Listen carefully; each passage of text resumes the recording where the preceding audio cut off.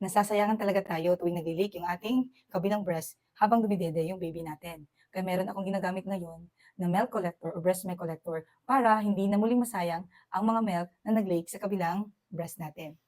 Baka magamit niyo rin ang ganito. Yan.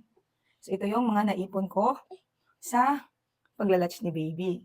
So iwas tagos plus naiipon natin sa ref ito. Ang ginagawa ko kasi, iniipon ko lahat ng ganito. For example, naka-4 or 3 latch si baby ngayong araw na 'to. So makaka-collect ako ng ganito, maliit man or marami, at nilalagay ko dito sa bottle. Iba-ibang bottle 'yun ha, 'pag nilalagay ko siya sa ref. 'Pag same na siya ng temperature lahat, do'n ko na siya nilalagay sa breast milk storage para ma-consume ni baby next day kung may lakad ako. Ang laking tulong dito sa atin kasi iwas tagos plus hindi na masasayang yung mga breast milk natin, mami.